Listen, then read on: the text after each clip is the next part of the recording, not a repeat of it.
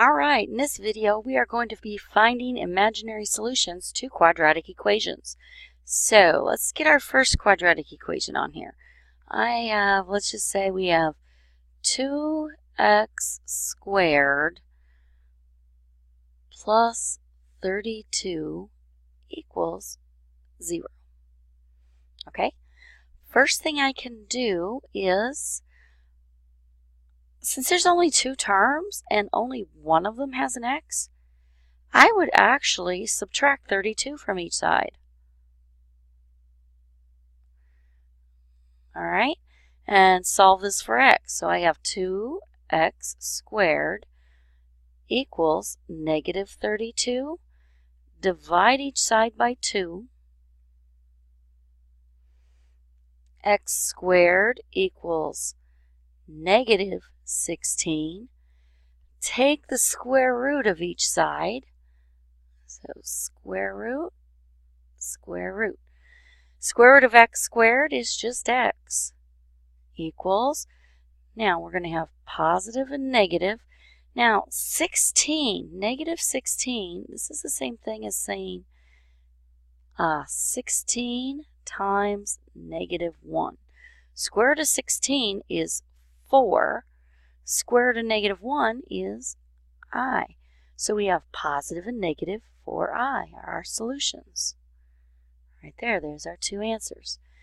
Now let's do another one of these. Okay, this one we're going to have a trinomial. So we're going to actually use a quadratic formula on this next one. So we have 2x squared minus 3x plus 5 equals 0. Now, with your quadratic equations, make sure it's equal to 0 before you try using your quadratic formula. All right? So, remember, your quadratic formula is x equals negative b plus or minus square root b squared minus 4ac divided by 2a. Okay? Now, a is the number in front of the x squared, so it's going to be 2. B is the number in front of the x, so it's going to be negative 3. C is the number that has no variable. Okay? So,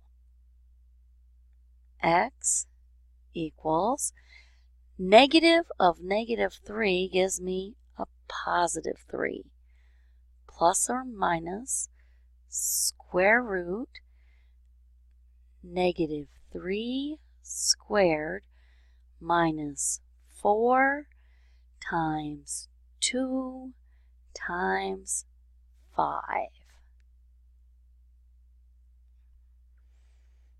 Alrighty? And this is all going to be over 2 times 2. So let's clean this up. X equals 3 plus or minus. Now, negative 3 squared is 9.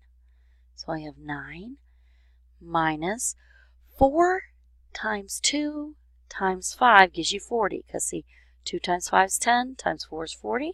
So minus 40 all over 2 times 2 is 4.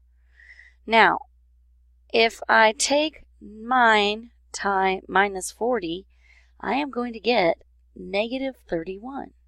So x equals 3 plus or minus square root of negative 31 all over 4.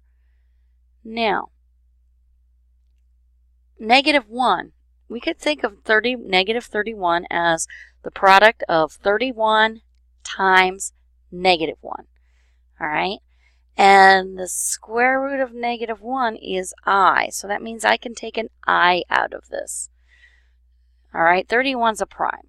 So we're going to be left with x equals 3 plus or minus I times the square root of 31 all over 4. Now, this could be written like this, or it could be broken apart into two separate fractions. It all depends upon what's most convenient. I could write this as 3 over 4 plus or minus I radical 31 all over 4 as well. I could also choose to put the I at the end here. Sometimes textbooks will do that, sometimes they don't. Does it really matter? No, as long as the radical 31 has the I with it and it's over 4. All right? Have a great day, everyone. Have fun with these.